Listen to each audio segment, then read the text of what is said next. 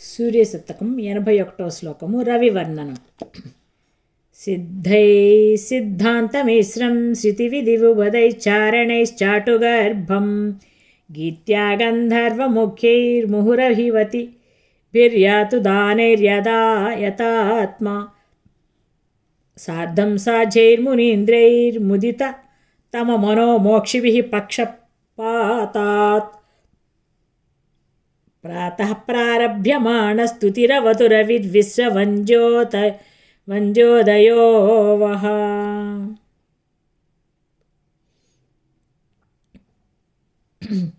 भासामासन्नभावादधिकतरपटो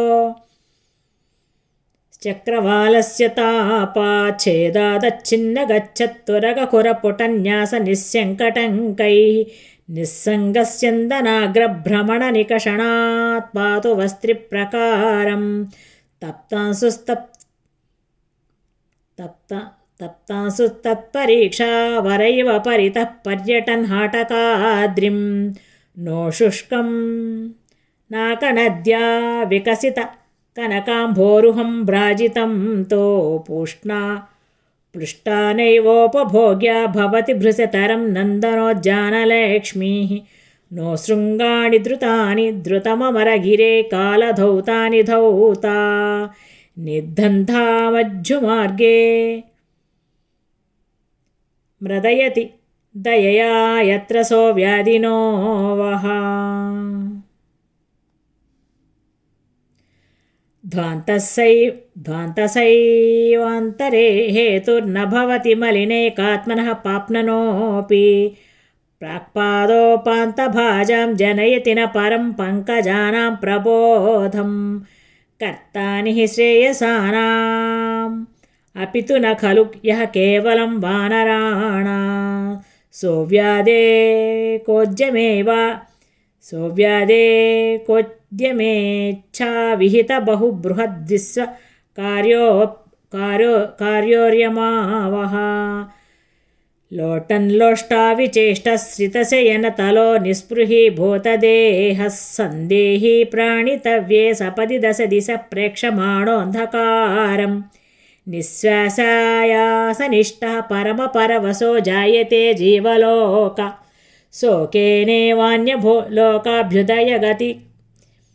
शोकेनेवान्यलोकाभ्युदयकृतिगते यत्र सोऽर्कोपताद्वः क्रामन्लोलोऽपि लोकांस्तदुपकृतिकृतावाश्रितः सैर्यकोटिं नॄणां दृष्टिं विजिह्मां विदधडपि करोत्यन्तरत्यन्तभद्रां यस्तापस्यापि हेतुर्भवति नियमिनाम् एका निर्वाणदायी भूयात् स प्रागवस्थाधिकतरपरिणामोदयोर्कप्रियैवः व्यापन्नर्तु न कालो व्यभिचरति फलं नौषधी वृष्टिरिष्टानेष्टैः सृप्यन्ति देवा न हि वहति मरुन्निर्मला भानि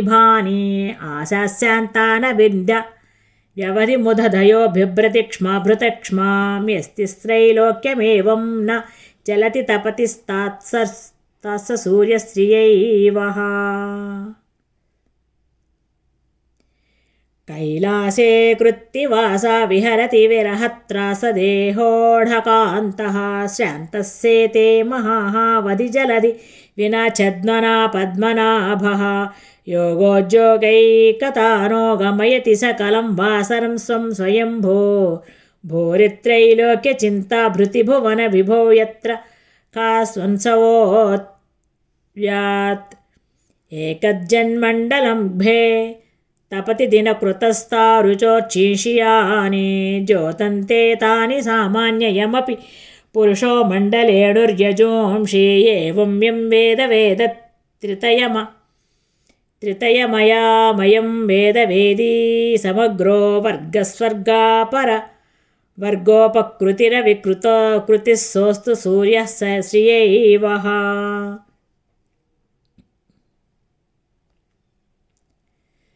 नाकौकः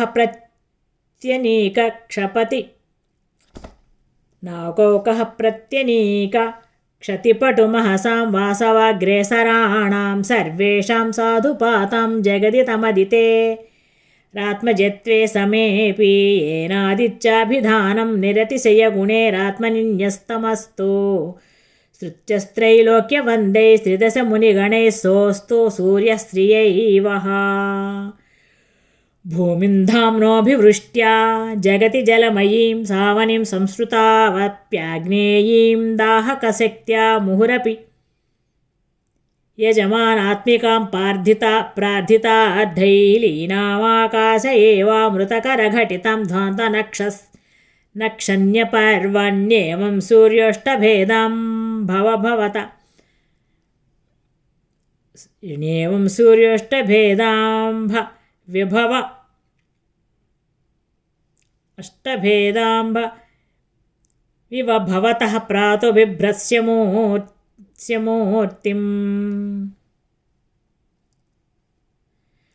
प्राक्कालोन्निद्रपद्माकरपरिमलनाविर्भवत्पादशोभो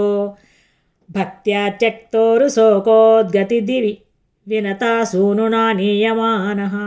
सप्तास्व्याप्ता परान्त्यान्यधिकमधर यन्यो जगन्ति स्तुतोऽलम् देवैर्देवः सपायादपरैव मुरारातिरह्नां प्रतिर्वः यः स्रष्टापां पुरस्तादचलवरसमद्भ्युन्नतेर्हेतुरेके लोकानां यस्त्रयाणां स्थितुपरिवरं दुर्विलङ्घ्येन धाम्ना षड्जसिद्ध्यैः प्रसन्नति शुभचतुराशा मुखस्ताद्विभक्तो वेदावेधायवाविष्कृतकमलरुचिः चिषामाकरो वः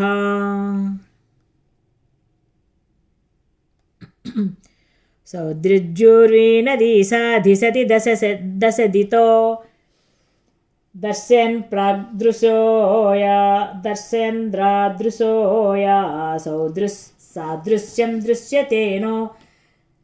सदशशतदृशित्रैदशे यस्य देशे दीप्तांशुर्वस्सदिस्या दस्यादशिवयुगदशा दर्शितद्वादशात्मा शास्त्रस्यां शर्म यस्याशय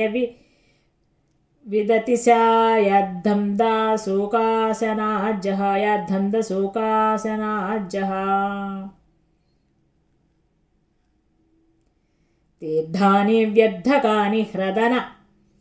दशरसि निर्घारां भोजिनीनानोदन्वन्तोऽनुदन्ति प्रतिवयमशुभं स्वभपातानुबन्धि आपोऽनाकापगाय अपि कलुषमुषो मज्जतां नैव यत्र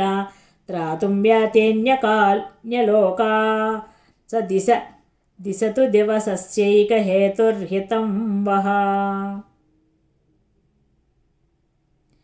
एतत्पातालपङ्कप्लुतमिव तमसा चैकमुद्गाढमासीदप्रज्ञात प्रत्कर्यं निरवगतितः लक्षणं सुप्तमन्तः यादृक्कृष्णे पुरस्तान्निशिनिखिलं जायते तादृगेव त्रैलोक्यं यद्वियोगादवतु रविरसौ सर्गतुल्योदयो वः द्वीपेयोस्ताचलोऽस्तिन् भवति खलु स एव परत्रोदयाद्रिर्यायामिन्युज्ज्वलेन्दो द्युतिरिहद्दिवसोऽन्यत्र तीव्रा तपःसः यद्वस्यो देशकालाविति नियमयतो नोतु यं देशकाला वव्यात्सा स्वप्रभुत्वा हितभुवनहितो हेतुरह्नामिनो वः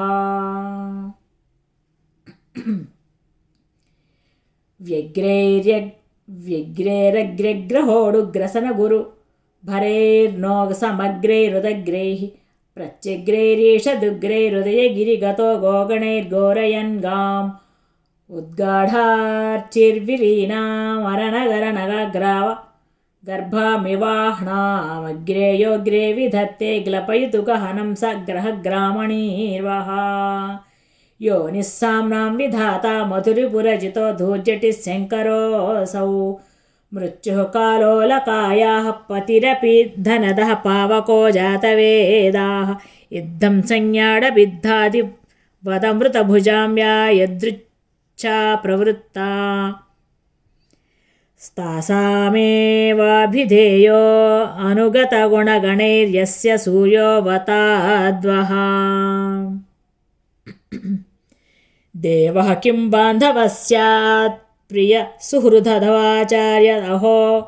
आहोस्विदर्यो रक्षाचक्षुर्नुदीपो गुरुरुत जनको जीवितं बीजमोजः एवं निर्णीयते यः किमिति न जगतां सर्वदा सर्वदोऽसौ सर्वाकारोपकारी दिशतु दशशताभिसुरभ्यर्जितं वः रविवर्णनं सम्पूर्णम् अथ फलश्रुति चत्वारिंशत्प्रभायास्त्रयमथ च पुनर्वाजिनां षट्कमुक्तं पश्चान्नेतुषट्कं पुनरपि च दशस्यन्दनस्यैकमुक्तं भूयोष्टामण्डलस्य स्फुटमदचरवेर्विंशतिः श्रीमयूरेणेद्धं प्रातः पठेज्जस्यतकमनुदिनं सूर्यसायुज्यमेति श्लोकान् लोकस्य भूचै शतमिति रचितान् श्रीमयूरेण भक्त्या युक्तश्चैतान् सकृदपि पुरुषः सर्वपापैर्विमुक्तः आरोग्यं सत्कवित्वं श्रियमतुलबलं कान्तिमायुः प्रकर्षं विद्यामैश्वर्यमर्धं वरमपि लभते सोत्रसूर्यप्रसादात्। ॐ तत्सत्। सूर्यशतकं सम्पूर्णम्।